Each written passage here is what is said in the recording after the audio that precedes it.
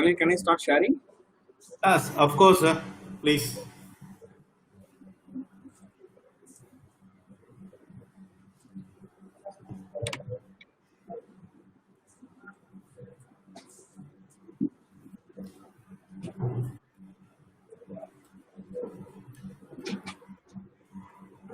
Maybe I can give an introduction. So make sure attendees please have at least 5 Mbps of internet connection. For lesser internet connection, you can't view this webinar. Make sure that you have a good ample strength of internet connection. So I'm going to welcome you all in behalf of Hamsa's Brain and Spine Rehab. Thank you for your enthusiastic participation. Today is going to be an interesting topic about the therapy as well as with patient counseling regarding the prognosis for spinal cord injury. So I hereby welcome Mr. Senthil Velkumar. He is working as a lecturer in CMC Vellore. And next, I'm going to invite Mr. Augustin Amalraj. He is working as a tutor in OT. And I thanks once again to the CMC PMR department and the principal and the other people who are helping for this webinar. So the first session is going to conducted by Mr. Senthil Velkumar. So this topic is based who can walk after spinal cord injury. So it's quite interesting topic. After this session, you can post your question in Q&A. If you have any doubts regarding this webinar, kindly post your question in Q&A section. So we may proceed with the webinar. Thank you, sir. Kindly start your webinar, sir. Thanks a lot.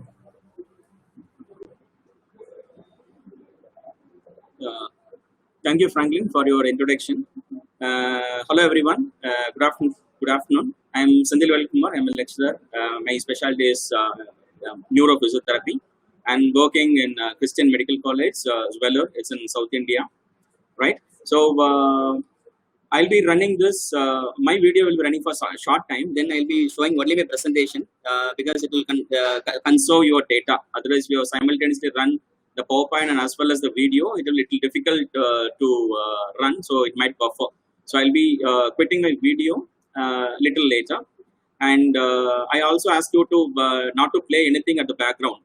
You can also close other tabs in your mobile or laptop.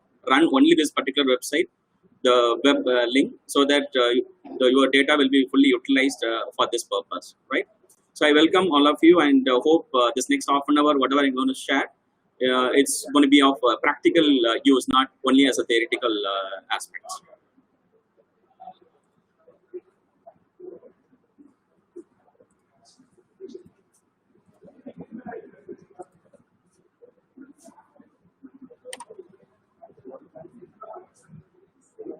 Yes. So the topic for discussion today is who can walk after spinal cord injury. So walking is a fundamental of everyone and one of the prestigious activity. Everybody will be willing. No one will be saying I don't want to walk, because that's the one method of being mobile, and mobility enhances quality of life. So the post spinal cord injury, the chances of walking is going to be a problem for irrespective of what kind of injury it may be. It's a tetra or para or complete or incomplete, whatever injury it may be, but everything will have an impact on the gait pattern. So this presentation primarily will be running in this following aspects. So we'll be talking something about spinal cord injury, then we'll be talking about prediction of walking recovery, then the prerequisite for walking, and compensatory and restorative gait training, and what's the difference between these two. So all the gait training or any training in physiotherapy is going to be starts with an evaluation. Especially with spinal cord injury, it has a specific reason to evaluate. So we cannot just use a regular neurological assessment to evaluate a spinal cord injury. So we have a standard spinal cord injury evaluation form, which is formed by International Society, Spinal Cord Injury Society. So we have international standards for neurological classification of spinal cord injury, which is formed by the American Spinal Injury Association. So this is a form most of you must have seen, and it's been constantly updated, and this is the latest form which came out in last year. So this evaluation in spinal cord injury, primarily starting with the sensory evaluation. So we will be primarily testing your light touch and pinprick. So pinprick for lateral spinothalamic and light touch for the other sensory pathway. And we will be using a sensory grading, which is run by 0, 1, 2. 0 is absent, 1 is altered, and 2 is normal. So we'll use this grade to evaluate the sensory preservation in the different dermatomal level, which is mentioned in the form itself. So, and also we'll check the motor. So motor will test only the key muscle. So which is using the manual muscle testing scoring. So 1 is total paralysis, to 5 is active full with the full resistance. So this same scoring is used to test the motor function. So when you take motor function, we'll be not testing all the muscles, and they have identified certain key muscles. When you say key, that particular nerve root innervation give the maximum contribution to that particular muscle. So for example, C5 root is gives for elbow flexor. C6 is for wrist exercise. Similarly, the society has identified 5 key muscles in the upper extremity, and also they have identified 5 key muscles in the lower extremity: hip flexor, knee extensor, ankle dorsiflexion, long toe extensor, and ankle plantar flexor. Similarly, right? So by evaluating the sensory and as well as the motor, what we need to do, we need to also test the S4, S5 sacral sensation to identify whether the traumatic injury is a complete injury or incomplete injury.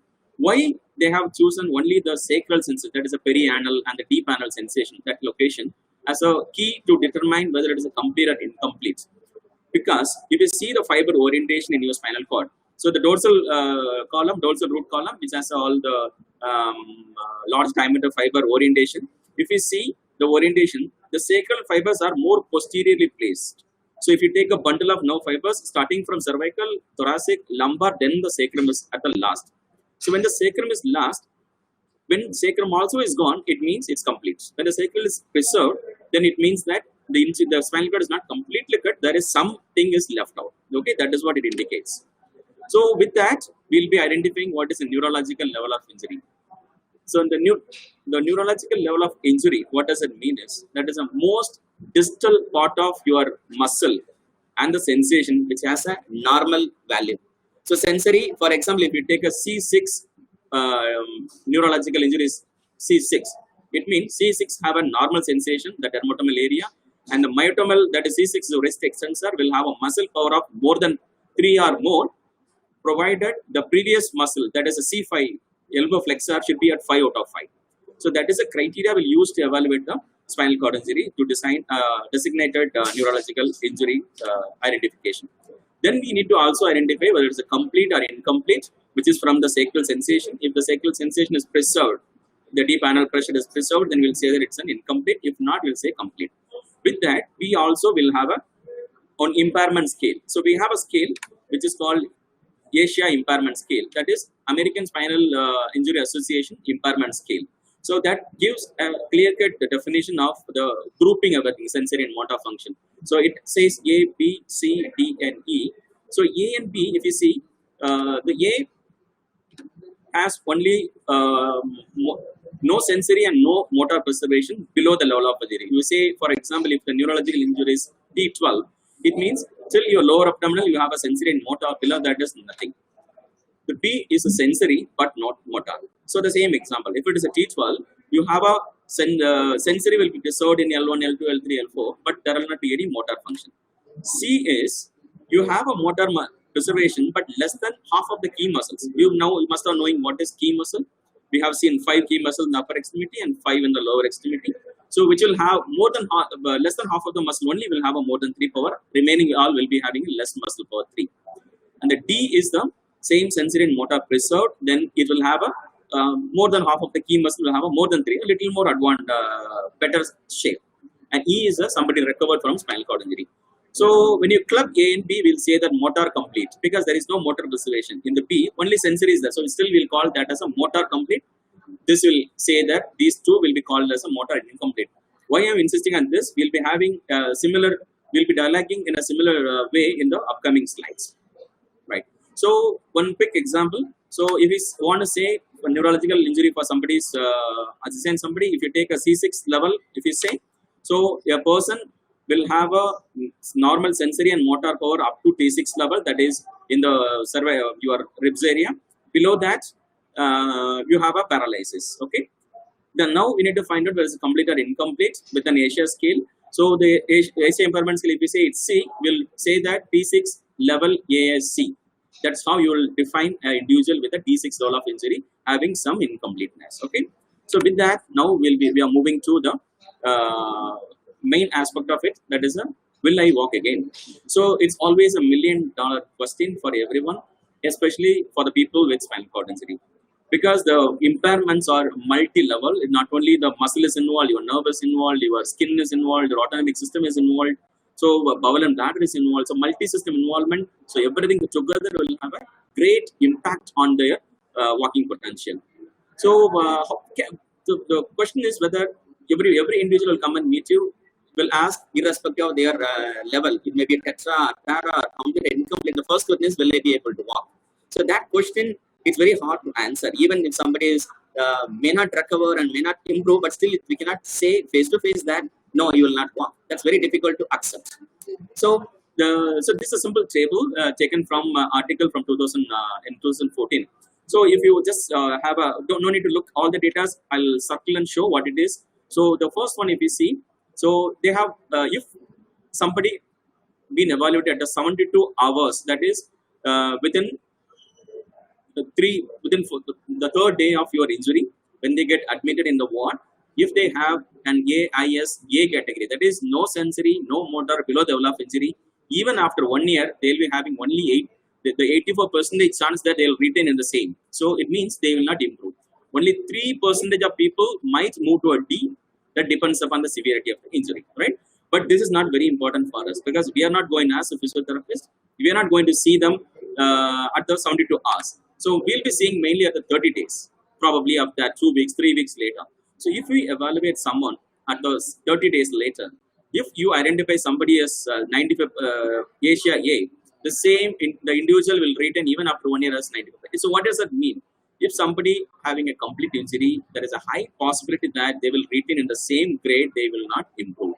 So this is very important for us to define or design our protocol for gait training. So we cannot expect every individual spinal cord injury to walk. So who will walk will be knowing in the upcoming slides. But now, as of now, if somebody comes with Asia A, that is no sensory motor preservation below the level of injury, even after 1 year, they will retain in the same space, right? If somebody comes with a B and C, that is, some people may be only having sensation at 30 days, or some people have a sensation with some less than half of the muscle, have more than 3 muscle power. So that group, if after 1 year, they 26% of B and 54% of the D, 54% of people might move to the D category. Sorry for the interruption. Yes, people want it a little slower, it seems to be. Kindly be slow, sir. Thank you, sir. Yes. Thank you. Thank you for the input. Right. So this table, what I'm trying to say is, if somebody have a AIS B category, only sensory preserved, and if you see them after 1 year, they 26% chance that they might move to the D category. That means they'll become incomplete and improve. And somebody at the C level, and after 1 year, there is a high chances that 54% of people can move. So these are the people where we need to target on gait training, the intensive training to move on. So this slide, which is talking about the age influence. So age at the time of admission, not at the time of injury. So lesser the age, higher the chance of recovery. So if people with a less than 50 years of age, so they have a high chances that after 1 year they become ambulant. So somebody with an C category and less than 50 years, they have 91% of chance at the maximum. There is another study of 2003 has quoted 71%. Still, there is a high chances that they have good chances of recovery. And somebody is more than 50, you can see that is half of it. So the chances are falling down to 0.5% if they are more than 50 years with the same kind of model of injury. Right. So now we are going to see the walking outcome. How the walking outcome going to be a tetraplegic individual and how it's going to be a paraplegic individual. So for the easy understanding, I have split them into tetra and para. So tetra also, I would like to introduce incomplete and complete. So complete tetraplegia, as you said, is a motor complete. What I mean is, so either they will not have no sensory, no motor below that particular level, or somebody will have a motor and will have but sensory no motor below, but only sensory is preserved. So incomplete tetraplegia usually comes in central cord syndrome. That is a common incomplete injury, but it comes in a syndrome because of the group of symptoms what you get out of the central cord injury. It's similar most of the time. So they collectively called as central cord syndrome. So how the walking outcome of these people going to be? So for complete tetraplegia, there is absolutely no chance, because it may be C5 or C6 or C7 or C8, whatever the level may be, the trunk is going to be completely paralyzed. So not even a sitting balance they'll be able to achieve. Even if they sit, it may be in an adaptive posture with a completely stooped posture. So definitely they'll not be able to accept any balance challenges. So definitely standing and walking will be absolutely not possible. So we should never aim a complete tetraplegic individual for a walking or focusing on walking, working out, focusing on walking. The second group is the incomplete tetraplegia, that is central cord syndrome. Of course, there is a good chances of walking, provided they have a incompleteness which has a reasonable amount of muscle power, which I'll be talking a little later. So moving to the thoracic, so paraplegia, I'm going to split them into thoracic level and lumbar level. So thoracic level is T1, T2, T3 to T level levels, and lumbar is below, right? So I'm going to break that paraplegia at the thoracic level into two groups. One is the T1 to T8 paraplegia. Usually we'll call them as a mid para or high para. So T1 to T8, we'll put them in that category. And the next group is the T9 to T12 category paraplegia. I think there's a little delay in the displaying. Yeah. So the two groups I'm going to group. One is the T1 to T8, and the second group the T9 to T12. So in the T1 to T8, that is high and mid para, if they are motor completes, and the other group, which is the T9 and T12 paraplegia, if there is a motor complete, there will be a little change in the outcome. So people in that particular first group, that is T1 to T8, motor complete individual, there is no possibility of achieving walking functionally. Walking is not just walking into the parallel path. When I say walking, is they should be into the roads, walking into some nearby places, or engaging themselves into any other activity, social activity. So the second group, which we talked about, the T9 to T12, so the motor complete group, I put Porsche 50-50. So some individuals may achieve walking, some may not achieve. It depends upon the age, their energy level, their pre-morbid activity level, and the need for walking again, because very strenuous activity, because both the lower extremity is completely paralyzed. We'll be using some assisted devices and appliances to make them work, but it will highly energy consuming activity. It's not easy to achieve. Similarly, you will also have a good team to achieve this walking outcome. If it is incomplete in both the groups, they have a very good chance for working, because it's a thoracic level. Their upper extremity is going to be very good, and also trunk will be reasonably good, depends upon the level they get into. So the point you need to understand is, if it is a complete injury, higher level, definitely no chance of walking, and the lower level will be a 50-50 if it is a complete, but incomplete, absolutely no issues, they can achieve. Moving to the lumbar paraplegia. So here again, complete and incomplete. So when I say complete is a L3. So L3 means your quadriceps is intact. Hip flexor is intact, quadriceps is intact. Below that, nothing. So the flail ankle. The incomplete is a cardiac syndrome. There may be a partial dorsiflexion, partial plantar flexion. So there, the first group, absolutely no problem. They'll walk. Second group also, they will walk by themselves. They don't need any assistance or training to walk. But there will be a significant gait deviation, which they'll perform like a calcaneal walk, because the dorsal will be intact, plantar will not be functioning, so they'll be walking on their calcaneum, typical calcaneal walk with a highly imbalanced, static balance will not be there. So that needs some gait correction. We'll be dealing it a little later. Right. So when they walk, we also need to know what is the level of walking, how good they are, whether they're walking walker or crutches, or they walk independently, and we also know how speed they were able to walk, and walking how long they can walk. These three is very important, whatever training you do, whatever walking you achieve. Otherwise, it's not going to be useful at all. Not just making them stand and walk in a parallel walk will not be sufficient to translate into a function in the community. So for spinal cord injury, we have a specific scale. It's called walking index for spinal cord injury. It's a 0 to 20 scale. I'll show in the next slide. The walking speed, we'll commonly use 10 meter walkers. With that, we'll identify how much of meters per second they're able to walk. Say they need to walk at least 0.48. I repeat again, they need to walk at least 0.48 meters per second speed to walk in a street, to cross the traffic lights. So the minimum expectation of an individual to say that yes, you are fit to walk in a community is they should have a minimum of 0.48 meters per second. So walking endurance, we always expect closer to 500 meters. So 500 meters at least is important for to reach the street and get something groceries from the shop and come back. So can be identified using a 6-minute walk test. All right. Okay. So this is the scale I was talking about, walking index for spinal cord injury version 2. So I'll quote 2 examples. If you take the level 12, best case score is level 12. It means it ambulates with 2 crutches and 2 braces, with the braces and no physical assistance for minimum of 10 meters. This scale is entirely about how whether they are able to do 10 meters, what is assistance, what is a brace, and what is a walking aid they use based on that. The next thing, if you see 16, they're able to walk with 2 crutches, no brace, no physical assistance for 10 meters. Okay, so based on their functional ability, we can grade them. This also can be used to identify the progression. Somebody comes with a 0, unable to walk, they are reaching a 12 after 6 weeks of training. That is absolutely fantastic.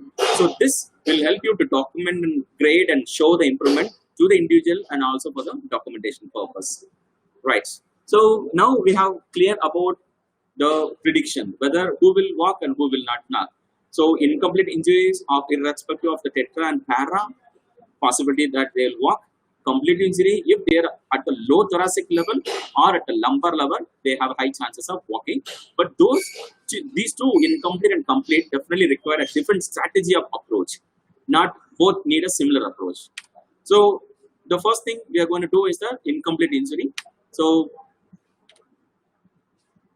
when I say incomplete, so we are talking about the AIS C and D category, that is motor incomplete. We are going to work towards a functional recovery. So I told you this injury is incomplete and they will be able to walk, and also they are in the process of improving. So if you receive an individual with a less than 6 months of injury, they have high chances that they will improve significantly. If you receive an individual after 2 years with the AISC category, the chances of recovery may be low, because the earlier the rehabilitation process, the better the outcome. So post 1 year and 2 year injury, definitely there will be a delay, or there will not be hardly any recovery happening. There may be some improvement that be out of the disuse, whatever they have. There was some improvement which they have not utilized, that can be tapped with the full potential. We can tap using a rehabilitation training method. But other than that, recovery, functional recovery is possible at the initial 6 months and at the maximum 1 year, whatever you have it. And this requires restorative gait training. What is restorative gait training? We'll be working towards the recovery. So working based on neuroplasticity, for example, if you say. So you can retrain all the activity, the muscles and nerves and everything you need to facilitate to reconnect and rework with a good function. So commonly what we see for tetra is Senthil cord syndrome and incomplete paraplegia or a cardiac annihilation. These are the common group we do. Right. So now you have a tetraplegic individual or a paraplegic individual with an incomplete injury. So I would like you all to group them into 3. So you need to check what is their upper extremity, how is their trunk, and how is their lower extremity, right? So if you see an individual with a poor upper extremity, there is no hand grip or reasonably poor hand grip, trunk is good and lower extremity good, you can also identify they are in the tetraplegic category because hand is involved. If they have a poor upper extremity but a good trunk and lower extremity, definitely they'll have a good walking, right? If in the other group where the upper is good, trunk is good and lower is fat, they are falling under the incomplete paraplegia. They also have a good amount of walking potential. So if somebody have a weak lower extremity, you always want a reasonably good trunk and a very good upper extremity for good walking ability. If somebody with a very poor upper extremity, then we are expecting them to have a good trunk and good lower extremity. This combination is very important to decide whether this person will walk or not, or whether can I set a walking goal for him or not. Okay, so please keep this point in mind. So strategies will be working, re-educating all the muscles, and we'll be optimizing spasticity. So incomplete injury is always with spasticity because most of the movements will be synergic. So this you need to have the optimizing spasticity without being disturbing it. So spasticity we cannot say there is completely harm. It has also benefit and also has a harm. So we need to utilize both together and get optimized spasticity and balance retraining. So balance retraining, be it sitting or standing in any position you choose, achieve the stability and achieve the controlled mobility. It means the weight shifts in all the directions and convert that into a skill. Just making them sit and weight shift is not sufficient as long as he's learning to pick up something from the shelf. So whatever position it may be. So all this positioning need to be converted into skill, which is very important. And also we need to do a progressive gait training. What does it mean? Starting from the parallel bar, which gives a large base of support for them, good confidence. Then slowly you bring them to walker and progress to crutches and cane. And always you remember that never start a spinal cord injury individual with a unilateral walking aid, because the injury is bilateral. You are going to have a symmetrical weakness, or it may be partially asymmetrical if it is injury is little diagonal or whatever, a gunshot injury and different nature.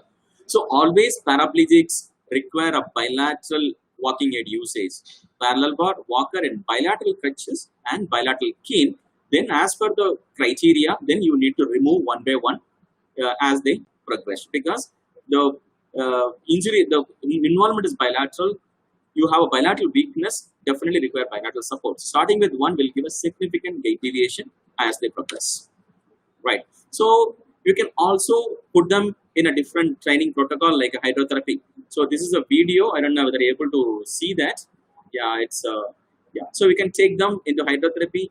You need to understand even a C6 complete tetraplegia will be able to swim. Okay. So you can. I don't know how many of you amazed by listening to this. Yet C6 tetraplegia will have a potential to swim even with their shoulder available musculature. So training them, hydrotherapy is going to work perfectly for their optimizing the spasticity, your cardiovascular respiratory fitness, so which is very important for them, right? And also we have a different training methods like robotic. So bodyweight supported treadmill training is one of the method to make them walk. So there are some institutions have this method, bodyweight supported treadmill training with a robotic assistant. So which is virtual reality also.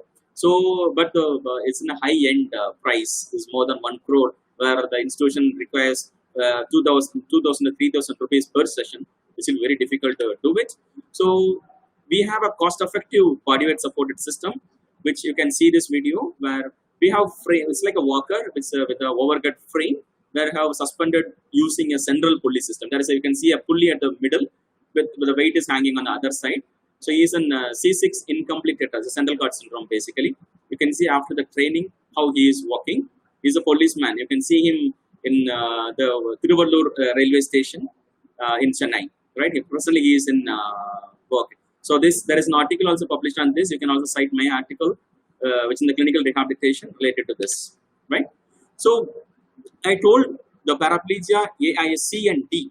So somebody at a D, definitely they'll have a very good walking potential. So they may not need any AFO if the spasticity is not influencing so much. Definitely they'll walk without any appliances. But A, definitely they may need till they improve the abductors and exercises improving. Till then they need. If the individual with an Asia C, okay, with the tongue is poor. So this lady, T6 level of injury following DB spine, and you can see her walking. So she may not be ideal candidate. You can see, right, the trunk is completely opening, and you can also see the leg propulsion is not very clear because the leg has a severe spasticity. So these are the factors you need to consider when you fix a goal for walking. So this individual came to us more after 8 months post-injury. So definitely the recovery also we cannot expect, and the current condition also is not allowing him to progress significantly on that. So the next group of incomplete injury is the cardiac inhalation. So it means the your L4 and below is involved. So they have a weakness of dorsiflexors, plantar flexors, and inverted aortas. Only the foot muscles will get weakened, and the hamstring and the G-max also. And the main problem, what they face is the loss of propulsive force. So since the plantar flexor is not there, in the late stand phase, the plantar flexor has to push you forward. So that push of propulsive force will not happen. And also the dorsal is intact and the plantar is not there, so it's difficult to find an appliance. So we cannot give any AFO, solid angle AFO, or you cannot give a leaf spring AFO for this condition because both will not fit for them because of the kind of weakness they have. And incontinence, stress incontinence, this will be a significant problem for them. Leakage will happen. So that will be a big stigma. Bowel and bladder is going to be a big stigma for them. So this also required a regular strengthening program. But the regeneration of this, though it is a lower kind of lower motor neuron injury, the nerves traveling very long nerves, which is it's very difficult to regenerate. So they might retain in that category. So giving them, so this is the normal footwear. So we have identified that 1 centimeter of heel rise, which is attached to the bottom of the footwear. One you can see in this picture B. So, which is significantly improved their walking performance in terms of step length, your walking speed, right? So, this article also published last March of this year. You can also read this article to find out more about this method of improving the gait pattern of this cauda-equina individuals, right? So, we are done with the incomplete injuries and moving to the complete spinal cord injury. So, the complete, I want to go from bottom up. So L3 I'm going to see before we see the thoracic level injury. So they will have an intact hip flexors and they also have a knee extensor intact. The hip abductors, adductors also will have a partially available. Sorry, there's an error in the slide. The knee extensor will be good in strength. That is what we call as L3 paraplegia. There's a typing error. So kindly bear with me. And their ankle will be completely flail. So there will not be any dorsiflexion. There will not be any plantar flexion. Right? So what will be the goal? In this subgroup, so hip flexor is there, knee extensor is there, plantar dorsal is not there. So definitely they require a solid angle AFO. Always there is a question: when will I use solid angle AFO? When will I use leaf spring AFO? So leaf spring AFO, if you see, you have a very low trim line in the medial and lateral aspect, and very flexible also. So if somebody have a very good plantar flexor, weak dorsiflexor, you require a leaf spring AFO. I repeat again. If somebody with a only dorsiflexor weakness with a very good plantar flexor, they'll go with a leaf spring AFO. Somebody having a no plantar flexion, no dorsiflexion, they need a solid base because the plantar flexor is going to counterforce your the ground reaction force to make you stable. When plantar is not working, you will be collapsing completely. If the AFO is solid, it will provide that counterforce to make you stand better. So L3 paraplegia with a flail ankle require a solid AFO. And they also require a bilateral elbow crutches. That is a maximum they can reach. You cannot progress them to cane or you cannot wean off them with the bilateral crutch to one crutch is not at all possible. It's a straightforward goal, like a mathematical answer. If somebody with L3 complete paraplegia, they definitely require a solid angle AFO, definitely require bilateral elbow crutches, not more than that.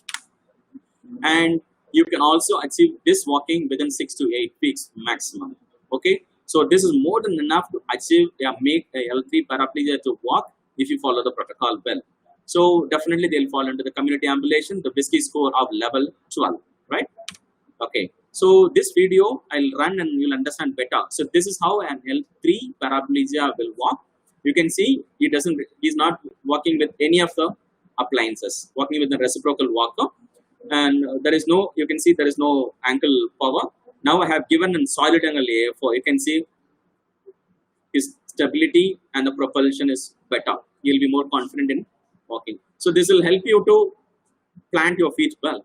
The next level is progressing them to elbow crutches. You can see he is under training. So that is why you can see he is little wobbly, but usually they will walk perfectly all right. They can walk in the community too, right?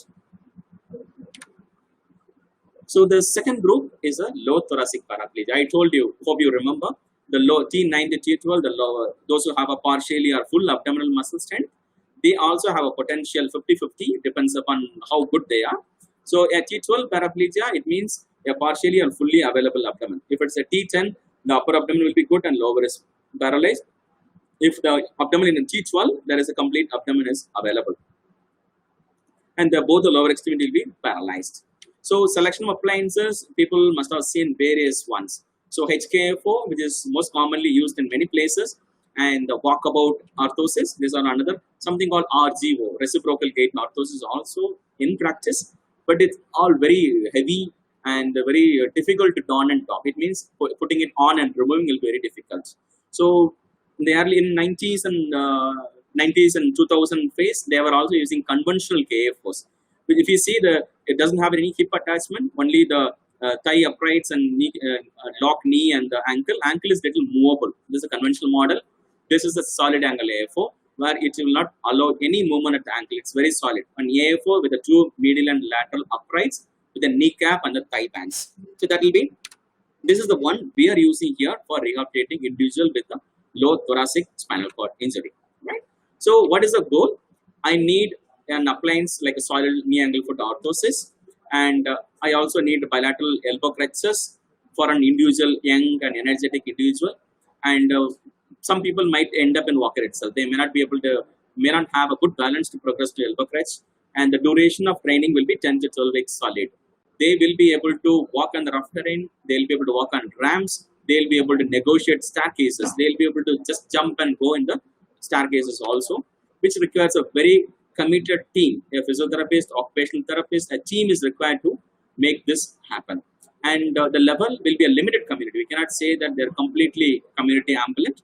Limited because there are some limitation in accessing, especially in India, developing nations. It's not very user friendly, right? You may wonder how this with the KFO, low level paraplegic can stand.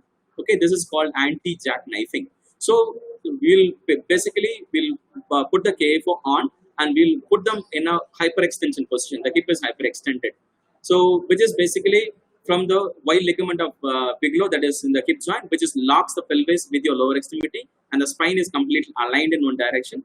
And we'll allow 5 to 10 degree of dorsiflexion in the KFO itself, which is help you to stand. So this is a typical paraplegic stand. You can see, is a C-shaped pose. It's also called C-shaped posture, a typical paraplegic stand.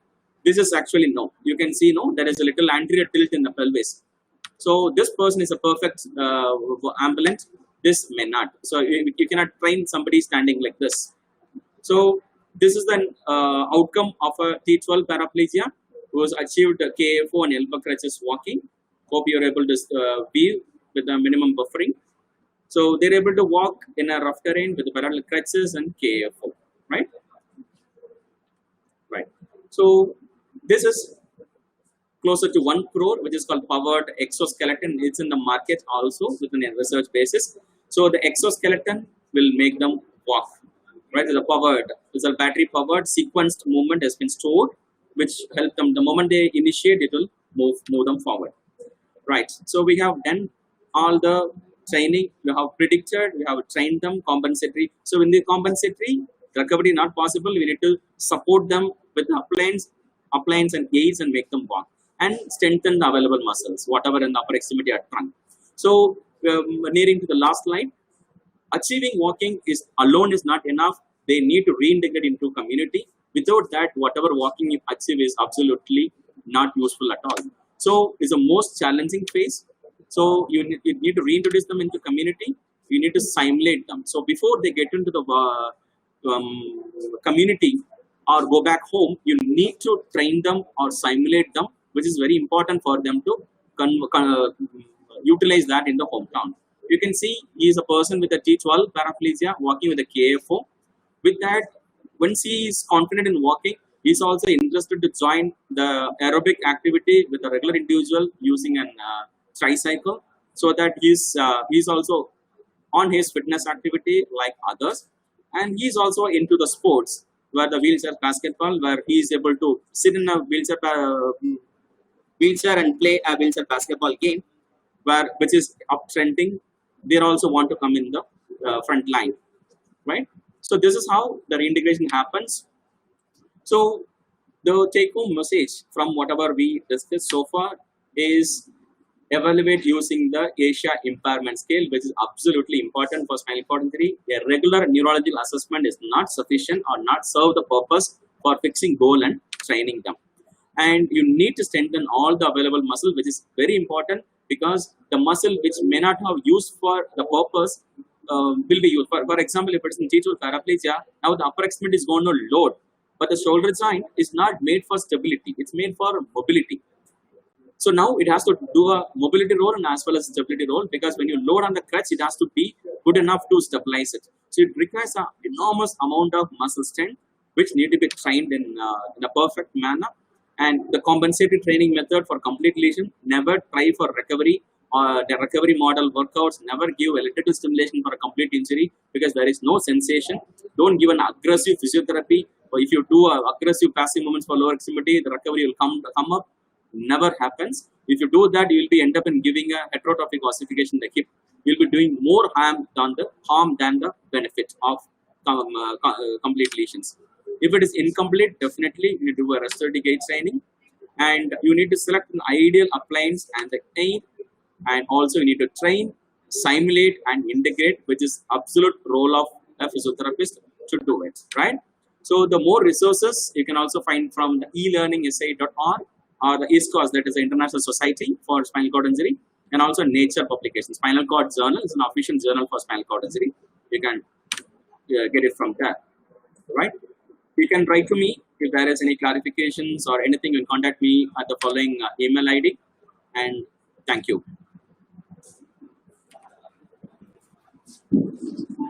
Thank you, sir. Thank you. I have extended time a bit. It's not a problem, sir. Thank you, sir, for the factual and virtuous presentation. And it was really enriching our practical knowledge and practice, it seems to be. Kindly, you can ask 5 questions, sir, which is in a Q&A session. There are 5 questions. You can choose and you can answer the questions. Right. So there is a question from, I think, Mr. Selvin. Is it mandatory to do the same assessment and checking the sacral sensation for a TB spine patient for T10 neurological level? Actually, it's good to do it.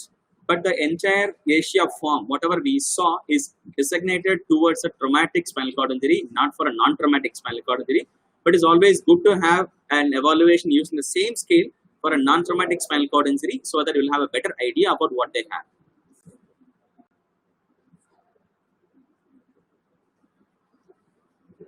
I think not. Any other questions related to? Sorry about the running fast. So I did not get any feedback for that. Right. So can please explain about the role of exercise in improving central pattern generator activation post CPI? So this question, people can hear me, right? Yes, sir. We are hearing you, sir. Right. So there is a question. There is a question from Mr. Javaraj. Can you please explain the central pattern generators? So, so the problem is people with a complete spinal cord injury. The one of the method of focusing towards recovery is the bringing the central pattern generators. People have identified that there is a flexion and extension pattern. Is a pattern, alternate flexion and extension pattern, which is available in your spinal cord itself. So we say that the motor output is entirely from your brain output, but researchers at the low level mammals, the cat and rats, they have identified that even from the orders from your brain, and even the orders without any input from your sensory, still there is some motor output is possible, which has been identified in cats in the research process. They are trying to replicate same into human. So what they are doing now, people with a complete spinal cord injury, they're giving that bodyweight supported robotic training, right? With a repeated alternate flexion and extension, they are trying to get that whether they are able to regain the flexion extension pattern, which is identified in the low level mammals. Still under research, is not been proved yet.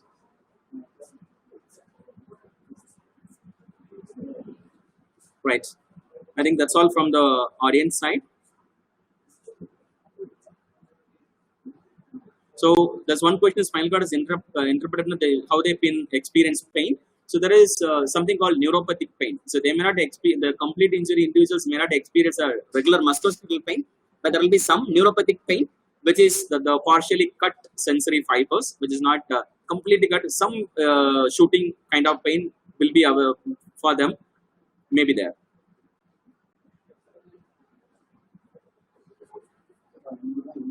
So at what point the rehabilitation process, if somebody is operated, stabilized, even after 2 weeks, you can start all the aggressive activities is possible, provided clearance from your neurosurgeon. That is highly possible. You can have, the earlier is the best.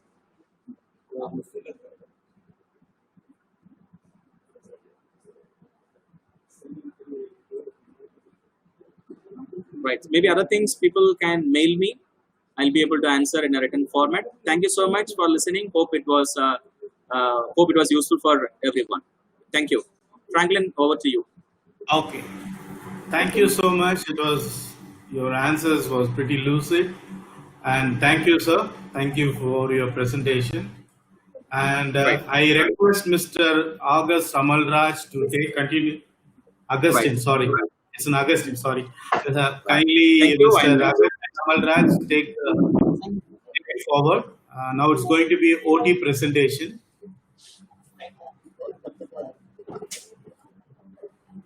You can stay on the.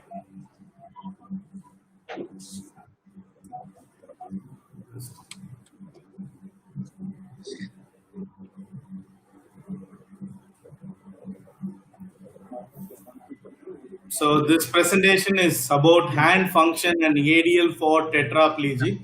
It's been presented by Mr. Augustin Amalraj.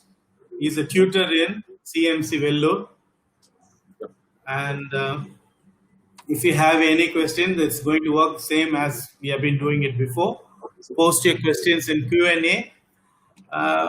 Mr. Augustin, kindly check your audio. People are complaining about echo. So make sure in your surroundings, no one is using mobile or any other gadgets near you. It will cause an echo.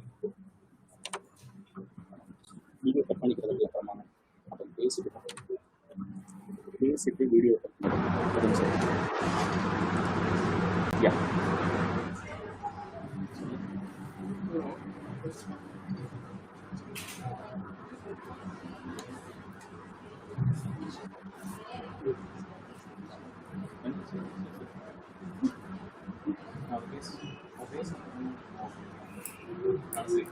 You can talk. You can ask me. Can I start? Hello, can I start? Mr. Augustin, your video is a little bit interruptive. Can you check? Video. Can you check your video once? It's okay now. Kindly start sharing. And thank you, attendees, for participating in this webinar. And we thank for CMC faculties, principals, and other people who have been aiding and supporting for this webinar. We have a little bit of internet interface, which will be quickly resolved in any moment. Kindly bear with us. And we'll be uploading this seminar in our YouTube page. It's called Hamsa Rehab, HAMSAREHAB, Hamsa Rehab. So you can visit us. Okay, Mr. Augustin, we got your PPT. Kindly take it forward, Mr. Augustin. Yes, thank you, Mr. Franklin. Good evening to everyone who's joined us in this webinar. And myself, Augustin, I'm an occupational therapist from CMC. Very happy to see you all, meet you all. So I'm just going to talk a little about hand functions and ADL training for people with tetraplegia. So let's move on with the presentation. So the content for today's talk is going to be based on topics like activities of daily living, functional outcomes of different cervical levels, adaptations that may be used to promote independence, the need for partial independence, right? So let's move on with the activities of daily living. According to the occupational therapy framework, we've got two types of activities of daily living. One is the basic activities of daily living, and the second one is the instrumental activities of daily living. The basic activities of daily living consists of personal hygiene like bathing, grooming, oral care, dressing, feeding, management of bowel and bladder. And the instrumental ADL consists of housekeeping, food preparation, laundry, money management, use of telephone or other forms of technology for communication, and transport within the community. So let's move on with the functional outcomes for different cervical levels. So for a person who's got injured at the C4 level, the muscles innervated are the head and neck muscles. And daily tasks, they'll be dependent in most of the ADL tasks. And there are some tasks that they will be independent in. And we will talk a little about that. And in terms of mobility, they will require a powered wheelchair. And for somebody from a C5 level, the functional outcome wise, neck and shoulder movement is possible and the elbow flexion is available. And in terms of self-care needs, they can perform feeding, grooming, like brushing, washing face and combing using some supportive devices, probably a mobile arm support if the shoulders are not very strong, or a dorsal cock-up with a palmar pocket attached to it. And for people at the C6 and C7 level, the movements that are available are the shoulder movements, elbow flexion, and the wrist extension. Again, the wrist extension plays a vital role in terms of helping them in terms of hand functions and ADL, because the grasp that is available here is tenodesis grasp. We will talk a little about how to develop tenodesis grasp also for a C6 level and C7 level person. And in terms of self-care, they'll be able to do activities like feeding, grooming, some aspects of dressing, bathing, toileting, ICC and DE with adaptive devices using tenodesis grasp.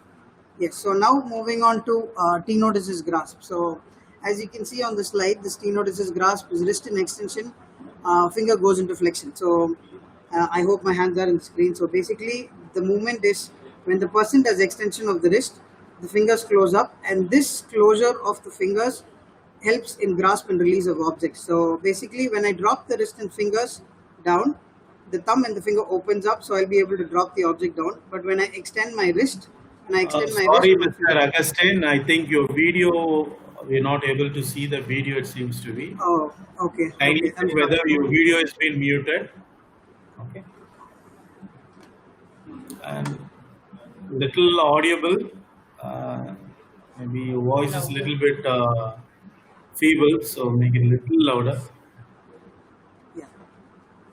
Video shooting. I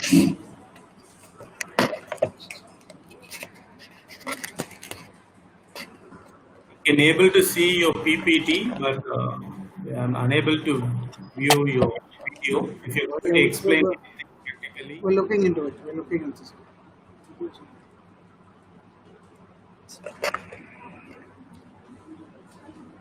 Participants, please stay connected with us. We'll be working on the technical difficulties.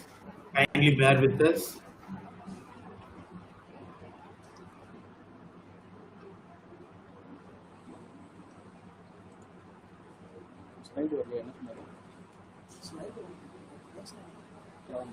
Okay, so we're looking into the video of it, but is the PPT on the screen? The presentation, is it on the screen? No, as of now. Now we can able to see your PPT. Okay, so we will proceed on to it while audience are expecting little slower. Okay, and little louder too. Thank you. Okay, thank you. Yeah, so we're talking about tenodesis grasp here. So basically, tenodesis grasp is the key movement that is required for tenodesis grasp is the wrist extension. So for people with C6 and C7 level of injury, where what we do is we develop a grasp called tenodesis grasp, where a person actually does extension of the wrist, the fingers actually close, and that helps in grasp and release of the objects. And this basically is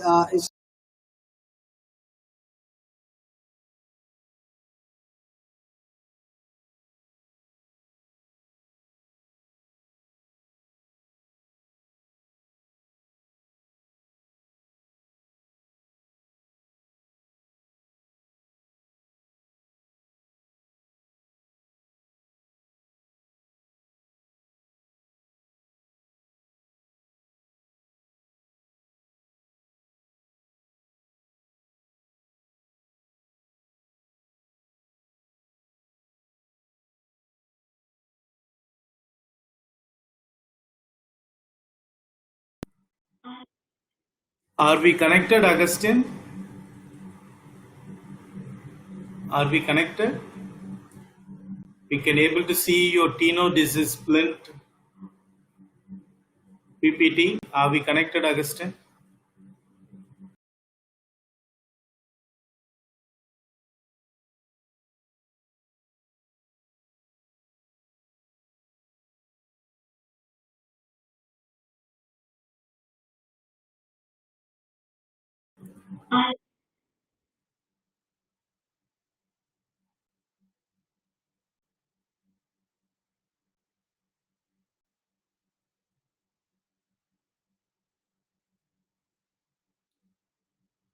I can able to view your video, Mr. Augustin. Okay, I can able to see your PPT. Maybe you can go ahead. I'm able to see.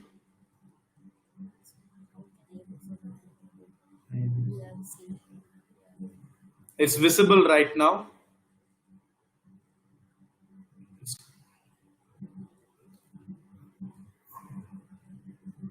Attendees, please bear with us. There are a little bit of technical internet interference, so we are sorting it out as soon as possible. And if anyone has a very good presentation regarding neuro rehabilitation, anything brain injury, spinal cord injury, please contact us. We would like to entertain these kinds of presentations to enlighten the aspiring physiotherapists and OT therapists. So if you have any new presentation, please contact us.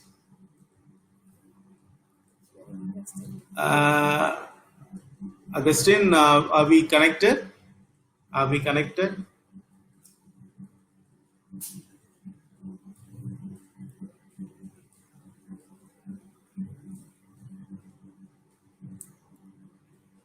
We are not. You're not. You're not living. I'm not. This time we didn't go for live in Facebook due to audio issues. So we are doing in particularly in Zoho. So people can view only through Zoho. There are 50 more places available in Zoho slots. So it's easy. There are seats are there. You can. So to maximum 250 people we can accommodate in this particular app. So 70 to 80 seats are empty. Maybe you can accommodate it. It's getting filled fast.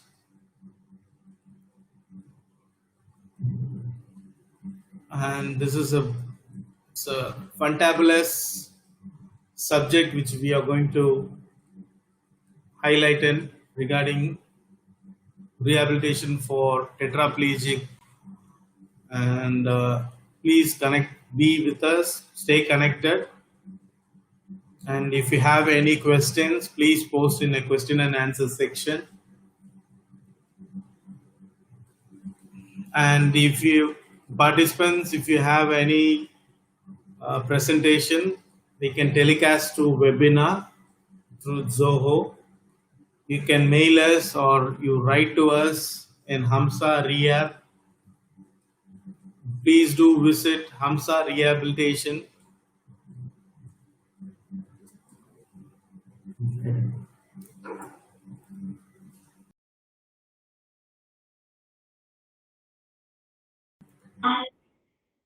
Augustin, I can see your PPT, it's popping out. I can see your video. Now I can even see your PPT. It's visible. It's visible. Are we connected, Augustin?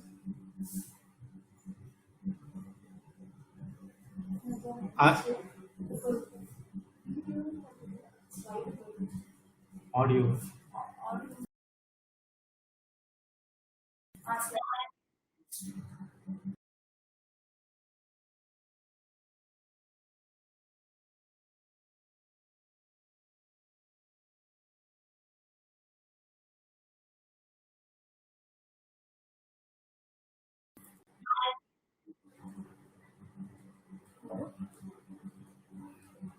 Am I audible, Augustin? Mr. Augustin, am I audible to you? Am I audible to you?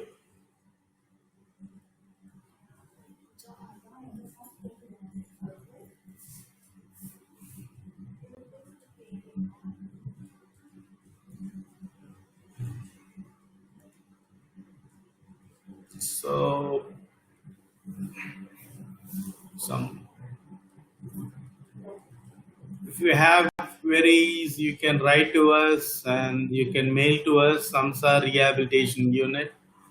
It's a small setup which has a 16 bed, which has a private room, semi-private and general wards. It's in Gopalapuram, Chennai. We do treat traumatic brain injury, spinal cord injury. It's a new setup which been launched last year in April. Please do visit our website.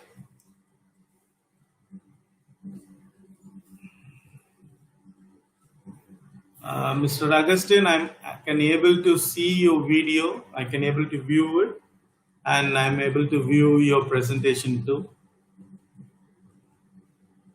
Only your audio is lagging.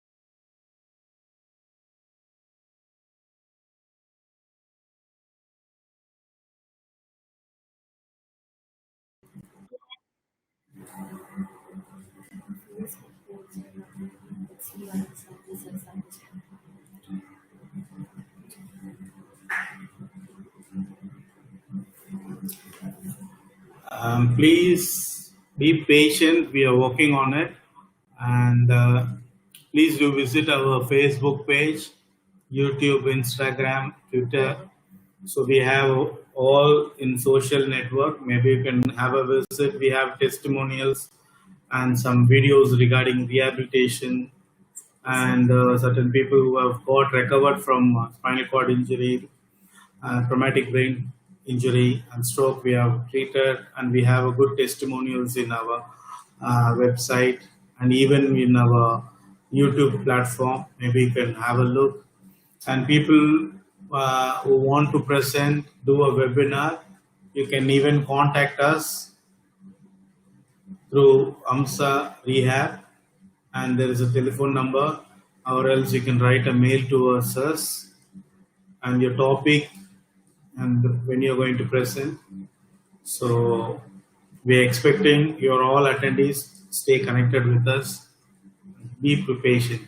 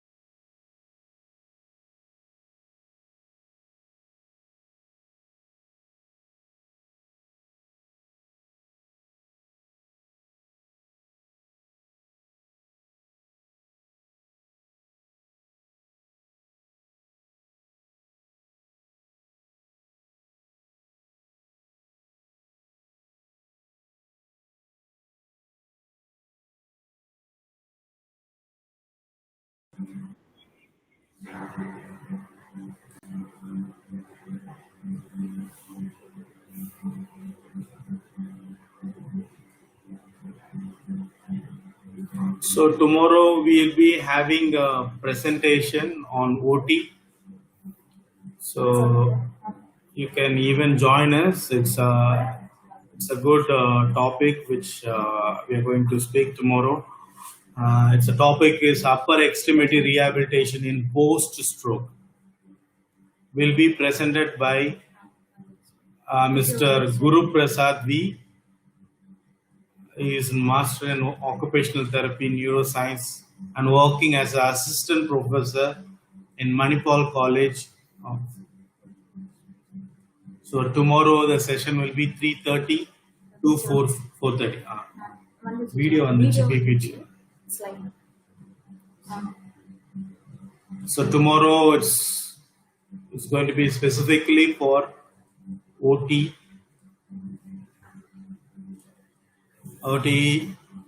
and even it will be informative topic for PT2. So kindly join us. The topic is a wonderful topic. It's upper extremity rehabilitation in post-stroke. Augustin, am I audible to you? I can able to see your PPT. You can start sharing it. The only thing is your audio. Can you do a quick mic check?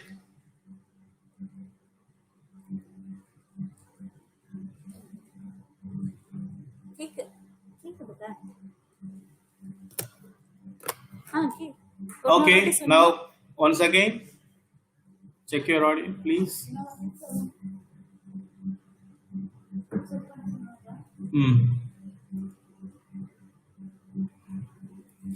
No, once again, Augustine, can you check once again? Can you check once again? The mic put like on mic.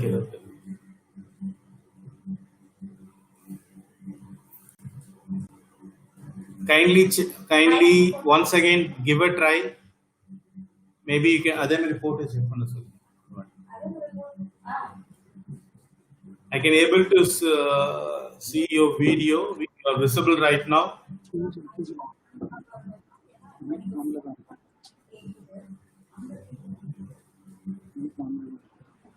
Hello, Mr. Augustin. We are connected. Can you hear me, sir? Yes, we are.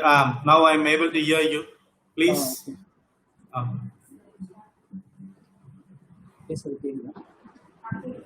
Okay, please go ahead. Can you, audience, are we audible? Presentees, are we audible? Yes, Mr. Augustin, you can carry on. Yeah. You're audible. Okay, I hope my presentation is on the screen. No, kindly share it. Yes, your presentation is on screen. Okay, please carry forward. Yeah, okay. So, sorry all for the technical glitch. So, let's move on to the adaptive devices. So, the OT goal, while you're trying to achieve an ADL independence, might require modification of three things, might not require modification also. So, you might have to modify the task. You might have to modify the method of accomplishing the task. You might have to modify the environment. So I'm going to go on with a few pictures of the ADL adaptive devices that we use here at CMC Vellore. Okay, so if you can see, there's an image on the left top. So that image is a dorsal cock-up with a palmar pocket. Is there any echo that's there in the audio?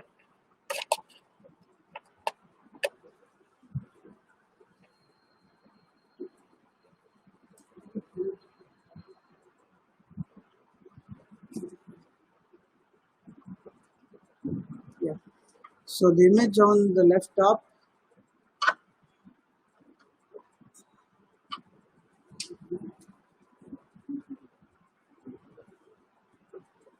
yeah, hello.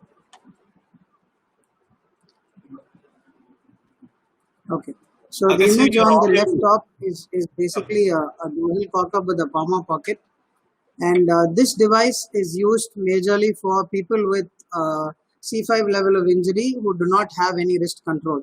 So there is shoulders and the biceps that are working, and this dorsal cock-up holds the wrist in straight. So, and there's a pocket here into which we can put a spoon, a fork, a brush, a pen, or whatever equipment that you want the participant to use in. So this device helps all the C5 individuals to achieve partial independence in a lot of ADL activities. And when we come to the bottom image actually is a universal cuff. It's a modified universal cuff, or we call it a palm out pocket. So basically that is a device that is used just to put in or insert an object through it, and it does not support the wrist. As you can see in the slide, there are three images here. The left top one is the dorsal cock-up, and this person has actually inserted a spoon, and he's using that for feeding activities. The image on the right top is the universal cuff. So as you can see, this image on the right top actually is a universal cuff. So this is used for people with C6 or C7 level of injury and they do not have enough tenodesis grasp. So this is basically a device where the person has wrist control, but they don't have enough tenodesis grasp for grasp and release of an object. And the image below, the right bottom image, basically is just a padded spoon. And if you clearly notice, there is no splints actually on the hand, but just a spoon that is a little, padded, so it's got a little thicker handle. So the advantage here is the person has wrist extension, the person has tenodesis grasp. Just to facilitate a little more grasp, so we've padded the equipment here so the person can actually grasp a spoon with just a little padding and do their radial feeding task. So this image clearly shows us the difference between the three things. The first image on the left top is a dorsal cock-up with a palm out pocket that is used for a person with a C5 cervical level of injury, where wrist extension is not there, wrist control is not there, and this splint holds up the wrist. The right top image is an again pocket where the person has wrist control and he uses that splint for inserting objects, and here it's for feeding. And the right bottom image, the person has wrist extension, has tenodesis grasp, just a little padding on the spoon helps him for feeding activities. Right, so this is another image, a set of images for built up spoons and angulated spoons and forks for ADL activities. And this can be used for people with tenodesis grasp. And moving on to drinking activity, as you can see the image on the left side, we've made a splint. We've made a leather strapping around a bottle where the person can actually use it for holding up the bottle for drinking. And the image on the right bottom, which has two handles, we can use it with single handle also, depending on the amount of tenodesis grasp that the person has. Right, so the next slide actually has a dressing adaptive device. So this is called a button hook, and this actually is a handle that helps us use unilaterally, so put on buttons and remove buttons from our shirts. And moving on to grooming activities, the adaptations that can be done are built up brushes, electrical razors, nail cutters, toothpaste dispensers, and all those things. The image on the right side basically is a trimmer, and this person is a C6 complete individual. We've made a strapping splint where he's actually holding the trimmer with the tenodesis grasp and helps him grasp a little more, and he is able to trim himself easily. These are some long handle reachers for bathing and reaching of objects, which can help them in bathing and dressing activities, and some more devices that helps them with the combing, bathing, and dressing activities. Right, so next moving on to some more adaptations that we can use during bathing. The image on the left top basically is a handheld shower with the image here actually has a black color handle that's projecting here. So this basically is like a cuff area where you can put your wrist inside for grasping and taking, holding on to the handheld shower for taking bath. And this image on the bottom basically is a scrubber. So you can see there's a leather strap here for the fingers to put in, and then you can use that for soaping and scrubbing. Right. So moving on to toileting. So we've got some devices like digital stimulator and adaptations for ICC. So digital stimulator basically is a long held handle with some strappings for improving grasp, and this is used for digital evacuation for people who cannot reach and for people with hand function problems. The image below is basically a clipper device for holding on to the catheter tube for inserting and pulling out the the catheter, Foley's catheter tube or any catheter tube as such. Right. So now moving on to another device called mobile arm support. This mobile arm support basically is a device that helps people with minimal shoulder movements or not enough shoulder strength for lifting up the shoulder and performing the activity. So people who have less endurance, this device is used. So where here you can place your forearm there, and this has lever mechanisms where it actually allows the shoulder horizontal abduction, adduction, elbow flexion, extension, and internal external rotation of the shoulder. So the person can actually use this device for feeding, for a lot of ADL tasks, and this takes up the weight of the shoulder, so this helps in the ADL task. Right.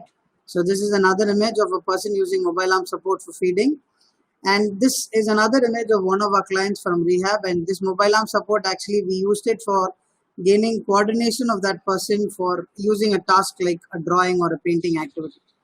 Right. So this is the preliminary works, and then this moves on to other ADL tasks. Right. So moving on to some writing aids. So you can see some aids that are available online already that can be used for writing, and there are some custom-made devices. So the right bottom image is a custom-made splint that is used for writing. I have a few more images. So these are all customized thermoplast material made splints for helping the person with writing activities. So the clients that can use these writing aids are C6 clients where there's a little bit of wrist extension, and they can use their wrist extension to get their lateral position for holding up the pen or the pencil to write and things. Right.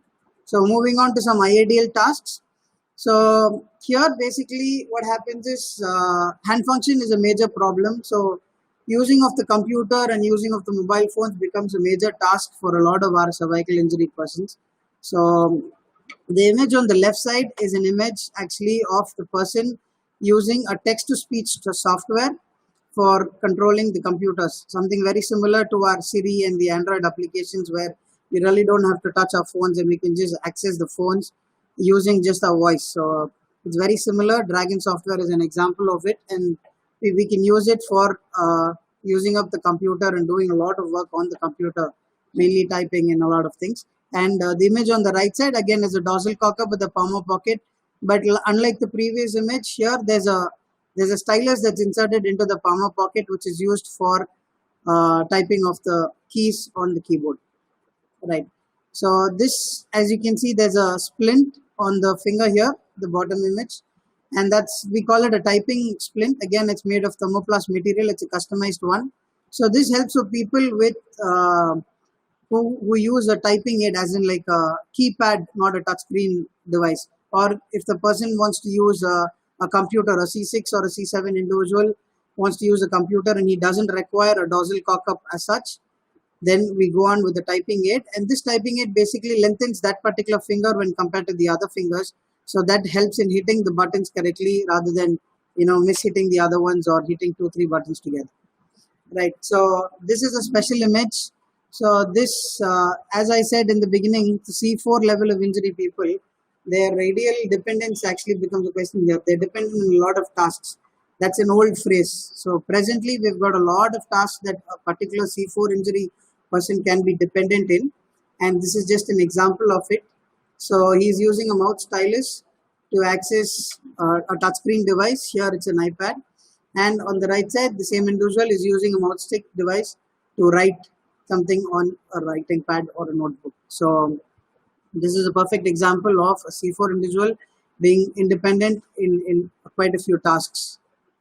Right. So this money management, again, this picture actually denotes a splint that we made, which facilitates the tenodesis grasp of the person. Right. So moving on to C8 and T1 level persons, again, as we discussed, the hand function, the finger flexors are working. So we basically work on a little more strengthening and coordination of the finger movement. So these are some tasks and activities that we use for them. Right. So now I'm moving on to the end of my presentation. This is an important slide because of whatever that you've heard or seen with the technical glitch. This slide becomes very important because the common question that I encounter in my clinical area is, sir, actually at a cervical level, it's very difficult, for you to bring a setup, put a table in front, put a plate there, put the splint on the hand, insert a spoon inside the hand, and then make the person eat, for example, if it's feeding. But why is it important to achieve that particular independence or that small level of independence for the individual? And this is the answer for that particular question.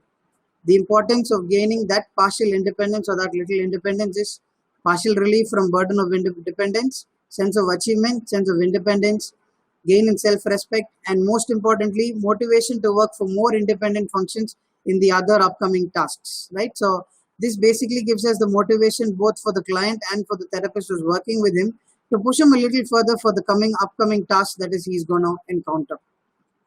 Right, so I've come to the end of my presentation.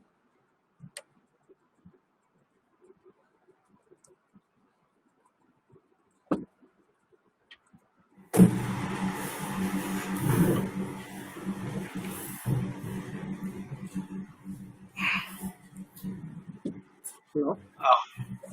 So are we done, Mr. Augustin? Yes, sir. Yes, sir. Well done. Okay, Any there are questions? more questions are there in your question and answer session. Okay. Section. You can go through it. Little questions have been popping up. You can Okay, so answer. where do we get the mobile arm support? Is it custom made or available commercially? It is available commercially in quite a few medical websites and online sales. But the problem is the cost again. We have customized a few things in our center here. Again, mobile arm supported device that keeps the shoulder weight, it takes the shoulder weight onto it. So just a vertical rod that connects to the wheelchair and a dupatta that hangs from the rod where you can hang your elbow on top serves the purpose of a mobile arm support. So to be honest, it's our creativity and the client's willingness to work hard on it. So just a rod that connects the wheelchair and a dupatta helps the hand to hang, and you can use it as a mobile arm support also. There is one more question. Okay. Yes, so there are ADL scales. As I said, we spoke about basic ADL and instrumental ADL. For basic ADL, we're using scales like SCIM. So spinal cord independence measure, that is something that we're using in CMC presently. And that is available for the basic ADL scales. And for instrumental ADL, we can use Lawton's instrumental ADL scale. That is also available. We can use them for scoring them. There is another scale called QIF QUIF. So that is also available for Tetraplegics ADL scale. So SCIM is a generalized scale for spinal cord injury. QUIF is a little more elaborate and customized for tetraplegics.